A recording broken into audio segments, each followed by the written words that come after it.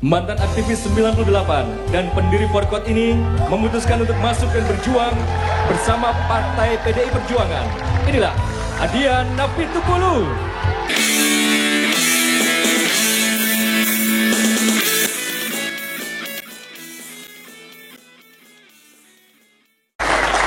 Kelahiran Partai Nasdem bukanlah sesuatu yang ujuk-ujuk. Banyak orang menerjemahkan lain sesuai dengan pikirannya. Tetapi pada tempat ini juga saya ingin menjelaskan sedikit hal saja. Itu perjalanan panjang yang kemudian kita tiba pada sebuah kata atau kalimat atau sebuah frasa bernama restorasi. Dalam bahasa saya yang sederhana, restorasi adalah membuat atau mencari sebuah peta baru tentang Indonesia. Kalau kemudian kita menggunakan bahasa seperti itu, maka tentu saja kita bertanya, peta yang lama kenapa? Oh iya, banyak masalah dia. Saya ingin bertanya kepada rakyat Indonesia, sejak kapankah misalnya satu contoh dalam penegakan hukum yang bernama kantor polisi dibakar? Sejak kapankah yang namanya hakim dilempar sepatu? Kenapa demikian? Karena kita tidak disiplin dengan tata aturan bernama konstitusi. Nasdem dilahirkan untuk membuat peta baru untuk disiplin pada konstitusi. Seperti itu kira-kira gitu. Tidak perlu terlalu panjang lebar. Saya ingin mengatakan bahwa kami ingin disiplin dengan itu. Baik. Saya tidak mau bertanya kepada seluruh rakyat Indonesia. Saya hanya mau menyampaikan kepada seluruh rakyat Sulawesi Selatan 3 dari Pindrang, Sidrap, Endrekang, Toraja dan Luhuraya. Saya mau kasih tahu kepada saudara-saudara semua, Komendre Kaya Deu Pakasiriki. Kalau saya duduk menjadi anggota parlemen dan Bapak dan saudara-saudara memilih saya tidak permalukan saudara dan saya abdikan jiwa dan raga dan waktu saya untuk mengurus rakyat dan wilayah Sulawesi Selatan 3. Karena itu saya ingin mengatakan kepada saudara-saudara seperti di mana-mana saya telah mensosialisasikan diri dan menyampaikan. Jangan lagi di negeri ini ada orang menggunakan segala cara untuk menghalalkan dirinya dan memperkaya dirinya. Berhentilah memberi makan dan minum kepada anak dan istri saudara dengan cara-cara korupsi, subhat dan haram untuk mengambil uang-uang rakyat memperkaya diri saudara. Karena itu, insya Allah saya yakin dan percaya kalau saya adalah orang yang tepat untuk mewakili saudara-saudara dari Sulawesi Selatan. Ya, saya ingin menyampaikan sesuatu yang sebetulnya tidak sederhana, karena yang kita harus lihat sebagai anggota dewan itu bukanlah problem satu daerah, tapi keindonesiaan secara umum. Ya, kita datang sebagai anggota parlemen itu adalah datang atas nama daerah, menjurubicarai daerah, tetapi berbicara tentang Indonesia. Saya datang dari Nusa Tenggara Barat untuk berbicara tentang Indonesia. Inilah pikiran dari orang-orang daerah tentang Indonesia.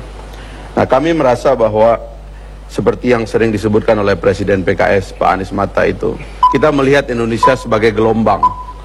Gelombang menemukan Indonesia sudah kita lalui. Gelombang menjadi negara yang solid dan kuat sudah kita lalui. Gelombang berikutnya atau gelombang generasi ketiga, gelombang ketiga, inilah yang saya kira sedang akan kita jalankan jika PKS diberikan kesempatan untuk memimpin Republik Indonesia ini. Ya, saya diminta oleh partai untuk mewakili Dapil 5 Jawa Barat, yaitu Kabupaten Bogor, di mana saya dibesarkan, saya sekolah di sana, dan saya juga tidak akan mengecewakan jika saya terpilih untuk mewakili Dapil 5 Jawa Barat Kabupaten Bogor. Partai Gerindra jelas sesuai dengan namanya Gerakan Indonesia Raya. Ini partai yang dinamis, kita ingin menuju Indonesia Raya, bukan sekedar Indonesia saja. Dan untuk ke arah sana kita perlu ada jalan, roadmap.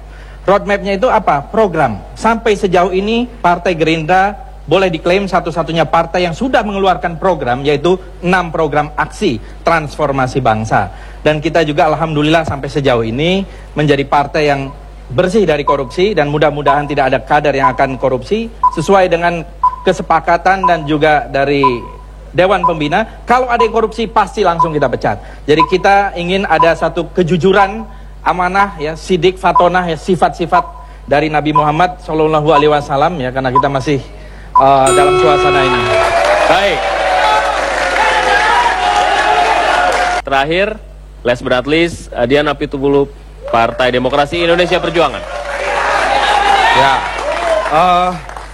saya dipercaya oleh DPP PDI Perjuangan mencalonkan diri jadi calon anggota DPR RI dari Dapil Jabar 5. Saya bersatu dapil dengan Fadlizon.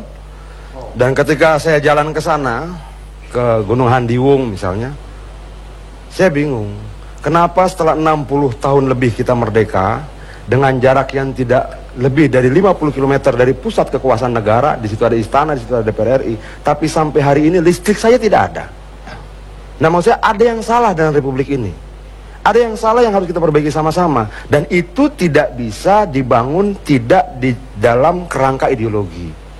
Untuk itu perjuangan partai PDI Perjuangan adalah perjuangan ideologi. Bagaimana membangun negara Indonesia yang luar biasa hebatnya, yang dibangun di atas kejahatan rakyatnya. Dan untuk mencapai situ, kita setuju untuk tidak melakukan korupsi, kita setuju untuk berpihak pada rakyat secara sungguh-sungguh, kita setuju untuk membaktikan diri kita, hidup kita secara untuk Indonesia. Baik. Sebut nama yang dimaksud siapa? Yang tadi itu siapa? Iya, ini 4 orang, 5 orang ini kan kemarin udah nyalonin juga tapi kan. belum menang. Belum menang. Kalau Fadlizon kan sempat MPR tahun 97-98. Kalau Fahri Hamzah sudah masuk 2 periode ya. 2. Kalau abang kita ini kan dari PBB dia pindah ke Golkar. Kalau Nasdem ini kan sudah 3 partai seperti Mas bilang tadi. Nah, saya kan hebat, hebat. saya kan belum pernah duduk nih. Sama sekali belum pernah duduk di DPR. Ya kok ya mau-maunya, modalnya apa? Nah, kalau saya berpikir masa begini. Ada hal menarik. APBN kita per tahun 1.800 Ya, kalau triliun. ngomongnya APBN begini, coba gini lah. Menurut saya, kalau wakil rakyat Alvindo, cuma 1. Di mana ada 2 atau 3 keluhan kalian ada di situ. Itu baru pemimpin. Kalau APBN kita di mana? Rakyat nanti akan lebih sejahtera. Enggak ada. Itu jadi penting karena Penderitaan ternyata rakyat. menurut KPK 30% dari APBN kita yang 1.800 triliun itu hilang dikorupsi. Besarannya sekitar 400 sampai 600 triliun. Kalau dipakai untuk menciptakan lapangan pekerjaan, dia potensial bisa membuka 13 juta lapangan pekerjaan setiap tahun. Nah, bagi saya ini satu hal yang harus kita perjuangkan. Bagaimana kita bilang mau membangun negeri ini ketika 560 orang ini tidak punya, saya katakan tidak punya hati ya, untuk sama-sama menjaga, karena kan 80% APBN itu kan dibayar oleh pajak rakyat. Tidak cuma dari kekayaan alam, tidak cuma dari Tapi di lima partai ini kecuali Nasdem yang baru menjadi kontestan dan Gerindra, semuanya punya cerita yang masuk dalam 400 triliun termasuk ya, partai A. partainya baru jadi kontestan. Orangnya kan sudah pernah duduk di DPR. Ya, artinya dari 400 triliun Anda katakan itu, sebagiannya ada di partai-partai itu. Bagaimana Anda kemudian bisa menyatakan bahwa ini berbeda dari yang Saya setuju dengan yang dibilang Mas tadi, bahwa agak membingungkan kita. Yang kita nilai di sini partai yang baru jadi kontestan dengan orang lama atau bagaimana? Secara filosofis dibilang begini. Yang jadi menarik kan ketika saya bilang ada 560 anggota DPR, jangan kemudian dipilah-pilah jadi perilaku orang per orang. Saya melihat ini bertanggung jawab kolektif, karena hilangnya itu bersama-sama. Orang katakan bahwa mau sebaik-baik apapun orang, mendiamkan kejahatan adalah kejahatan. Jadi kalau kemudian dia naik KRL setiap hari, lalu kita jadikan alat ukur sebagai sebuah tindakan kebaikan, tapi di sisi lain dia membiarkan kebocoran sampai 30% itu, sama saja dia menyetujui kejahatan, dia menyetujui pencurian. Pak Adian, Jadi saya lebih baik buka sedikit ya. begini, saya tidak pernah menuduh siapapun yang kita ada di sini. Walaupun beberapa yang ada di sini sudah sempat menduduki kursi itu. Saya ingin menjelaskan sedikit. Yang ingin saya tanya, boleh saya potong sedikit? Kenapa tidak kita bicarakan tentang bagaimana mekanisme pengawasan? Kita nggak usah dengerin lah kalau udah Bisa gitu. bagaimana Belum jadi anggota DPR, jangan udah pada beranteman gitu. Jangan bersikap. Jangan mikir kita. Sebentar. Bung Akbar jangan bersikap seolah-olah saya menyerang Bung. Tidak. Saya cuma melihat ada 30% uang APBN kita yang hilang, angkanya 400 bisa sampai 600 triliun rupiah. Kalau kita pakai untuk menciptakan lapangan pekerjaan, dia efektif bisa menciptakan 13 juta lapangan pekerjaan. Jangan merasa terganggu. Saya tidak sebut satu kata pun tentang panas boleh. Saya mengatakan bahwa itu kan terjadi hampir setiap tahun periode anggaran. Ya, Lalu kenapa tidak berusaha diperbaiki? tapi begini, ada problem proses misalnya. pengawasan misalnya, kontrol dan sebagainya. Akhirnya Pernyataan saya saya realistis tadi gitu itu setiap tahun ada 30% APBN yang hilang. Ini pernyataan saya kutip dari pernyataan KPK. Dan ini tidak ada relevansinya tentang pilihan sistem negara demokrasi tadi, tidak ada relevansinya dengan pernyataan Bung tadi soal bagaimana mekanisme pengambilan keputusan, dan tidak ada relevansinya tentang generasi. Ini masalah bagaimana sebenarnya kinerja pengawasan kontrol di DPR. Dia sebagai lembaga yang mengawasi pemerintah juga harus membuat mekanisme pengawasan ketat di internal agar keputusan itu tidak terjadi setiap tahun. Kenapa? Jumlahnya sangat besar. Yang dimaksud kegagalan transisi yang mana? Karena kalau yang dimaksud kegagalan transisi ini tidak diperjelas dan harus ada proses cleansing rezim, jangan-jangan Fadlizon bagian yang harus di cleansing. Kenapa? Dia anggota MPR saat itu. Bilang reformasi gagal. Kenapa dia gagal? Karena dari proses transisi dari otoritarian menuju demokrasi, dia tidak berjalan dengan baik.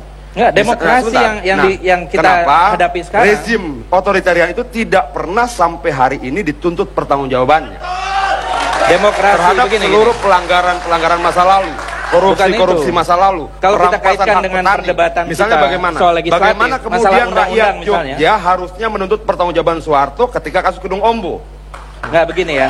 Kalau kita Bagaimana lihat kemudian rezim undang-undang di Soeharto era menggusur reformasi sekian ini banyak rumah banyak hanya yang untuk liberal. membangun waduk tanpa Jadi, memperhatikan nasib orang yang tinggal di situ. Yang lain Gini, bagaimana yang lain? Selama rezim lama tidak pernah dituntut pertanggungjawabannya, kita akan terus kalau menerus kita mengulang selalu itu dari menyalahkan periode ke masa periode. lalu, itu tidak akan kemana-mana, Bung. Di dalam Ini bagi saya Mas bukan Adian, forum boleh kita dong kita menyampaikan bicara keluh Mas Adian. kesah kita sebagai anggota dewan. Di sana itu berat, di sana itu begini, di sana bukan. Sebagai anggota dewan kita yang harus dengar bagaimana persoalan petani. Iya, iya paham saya, Bukan paham petani harus saya. mendengar bagaimana Ginilah, sulitnya Mas Adian, hidup Mas Adian. Yang masuk ke dalam DPR. Ada 30% dari 1.800 Bukan hanya itu, triliun. Bung. Sebentar. Anda hanya baru baca 1.800 soal itu. triliun Banyak yang lagi. hilang. Banyak lagi. Nah, jangan Bukan hanya itu. dirembet-rembetkan Bukan. pada sistem, pada apa tidak. Itu Saya cuma baru tanya satu pada yang fungsi. pernah. Baru Saya satu tanya fungsi. pada yang pernah menduduki Sekarang- kursi dewan sekarang itu. kita tanya, itu Kenapa yang ngambil seperti siapa? itu? Yang Ternyata ngambil yang siapa? disampaikan Bung Akbar Jangan Faisal hanya bicara- lebih mengagetkan. Terjadi hanya puluhan yang tahun. ngambil itu siapa? Kalau terjadi puluhan tahun, kenapa dilanggengkan kejahatan itu? Justru saya bicara karena setahu saya di luar sana ada sekian juta orang tidak punya lapangan pekerjaan. Paham, Pak. Kenapa? Pak. Karena hak mereka untuk dapat Paham, pekerjaan Pak, paham banget. hilang ketika uang 30% Betul. triliun itu hilang. Anda tidak salah, Anda tidak salah. Yang Anda Saya boleh nggak itu nanya adalah kepada- realitas di dalam DPR dan rakyat tidak mau peduli itu. Baik, baik. Kalian harus memahami realitas rakyat. Oke. Sebab maksudnya pelaku korupsi itu partai. Enggak, sebentar. pertanyaannya Pernyataan dulu, Anda pernah itu Anda- mengatakan bahwa seolah-olah yang korupsi itu partai. Oh bukan, lain Bukan lagi. dong. Dian. Bukan. Kalau Begini, dibilang Bung Akbar kalau- tadi ini persoalan manusia, Bung juga katakan ini persoalan manusia, jangan bawa partainya. Bukan. Bukan, enggak Kalau begitu. kalau Gini, Bung- Pak Dian. kalau Bung Statement- bilang partai, seolah-olah pelaku korupsi itu adalah partai. Bukan, dengar dulu. gitu. Iya dong. Pernyataan statement.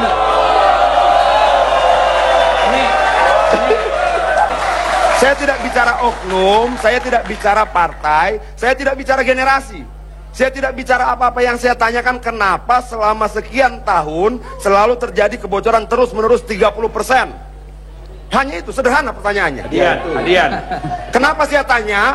Ini ada hubungannya karena saya belum pernah duduk jadi anggota DPR. Di situ Kalau begitu tolong jelaskan. Kenapa jelaskan terjadi ini. pembiaran itu? Enggak, Vita, bentar. Kita sudah jelaskan persoalannya, apakah Anda mau Nah ini mendengarkannya 2 hari gitu 2 loh. malam pun 4 lawan 1 nggak selesai-selesai.